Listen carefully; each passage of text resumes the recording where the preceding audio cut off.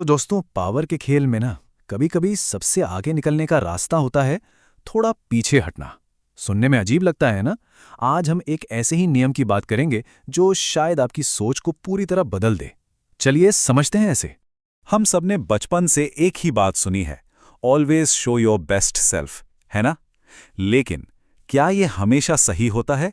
क्या हो अगर ये कहा जाए कि कभी-कभी अपनी काबिलियत को थोड़ा छुपा लेना ही ज्यादा समझदारी है?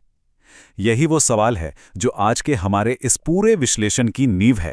तो ये नियम साफ साफ कहता है, अपने बॉस या अपने से ऊपर वाले को कभी भी ये महसूस मत होने दो कि आप उनसे ज्यादा काबिल हैं, उनसे ज्यादा चमक रहे हैं। क्योंकि उन्हें खुश करने के चक्कर में अगर आपने अपनी प्रतिभा का ज्यादा दिखावा कर दिया तो असर उल्टा पड़ सकता है। वो आपसे डरने लगेंगे, इनसिक्योर हो जाएंगे और ये आपके करियर के लिए बहुत खतरनाक साबित हो सकता है। तो चलिए अब जरा गहराई में उतरते हैं और समझते हैं कि आखिर इसे इतना जरूरी नियम क्यों माना जाता है। इसके पीछे का लॉजिक क्या है? सोचिए, जब कोई अपने बॉस से बेहतर परफॉर्म करता है तो अनजाने में ही सही वो उनकी अथॉरिटी को चैलेंज कर देता है।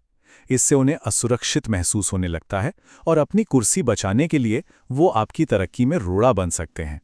तो याद रखने वाली बात यह है कि ये आपकी काबिलियत का सवाल नहीं है, ये है पावर डायनामिक्स को समझने का खेल। चलिए अब जरा हिस्ट्री में झांकते हैं, देखते हैं कि इस नियम को फॉलो करने या इग्नोर करने के नतीजे असल में कैसे होते हैं।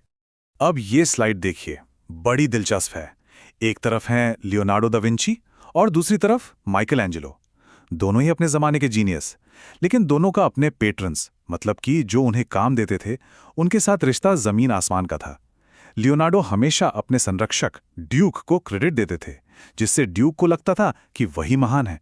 और दूसरी तरफ थे माइकल एंजेलो, जो अक्सर अपने संरक्षक पोप से ही भिड़ जाते थे। नतीजा, उनका रिश्ता हमेशा तनाव भरा रहा। तो सबक क्या मिलता है? सबक ये है कि लियोनार्डो को हायरार्की की समझ थी।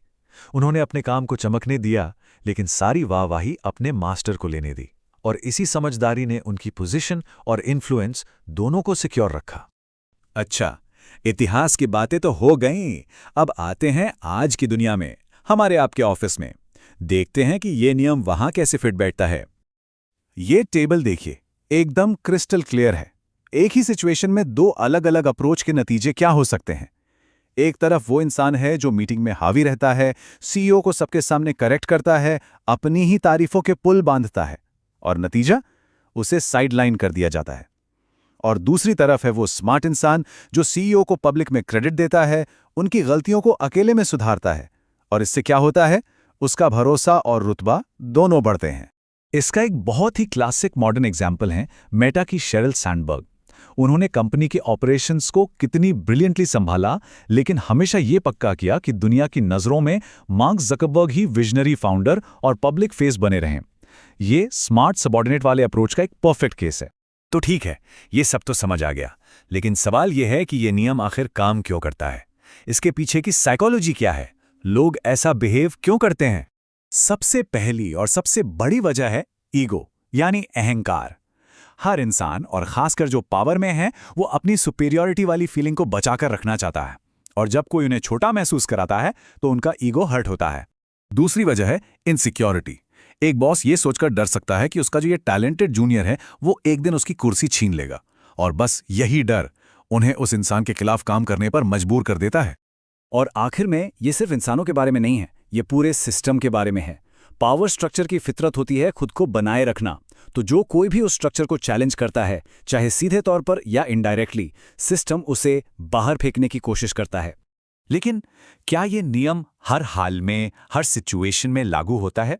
चलिए अब सिक्के का दूसरा पहलू भी देखते हैं। तो क्या ये नियम पत्थर की लकीर है? बिल्कुल नहीं।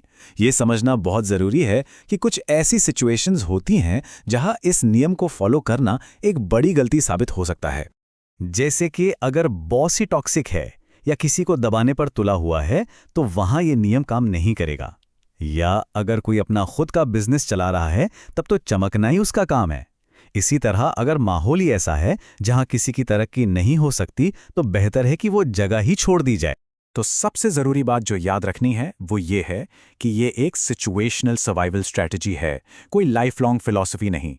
इसे कब, कहां और कैसे इस्तेमाल करना है, यह पूरी तरह से हालात पर डिपेंड करता है। तो आखिर में इस पूरी जानकारी को समझदारी से कैसे इस्तेमाल किया जाए, चलिए कुछ की पॉइंट्स पर नजर डालते हैं। ये 4 कदम इस पूरे नियम का निचोड़ हैं। सबसे पहले हायरार्की को समझिए। दूसरा, अपनी काबिलियत को स्मार्ट तरीके से दिखाइए, मतलब स्ट्रेटेजिक ह्यूमिलिटी का इस्तेमाल कीजिए। तीसरा, बाहर से विनम्र रहते हुए अंदर ही अंदर खुद को और बेहतर बनाते रहिए। और चौथा और सबसे ज़रूरी, अगर माहौल टॉक्सिक है तो खुद को मत बदलिए, अपनी जगह बदलिए। और ये कोट इस पूरी बातचीत को परफेक्टली सम अप करता है। पदानुक्रम का सम्मान करो लेकिन आंतरिक रूप से हावी हो। मतलब बाहर से सिस्टम का सम्मान करो लेकिन अंदर से अपनी स्किल्स और काबिलियत को इतना मजबूत बना लो कि कोई आपको रोक ना पाए। असली पावर का राज यही है।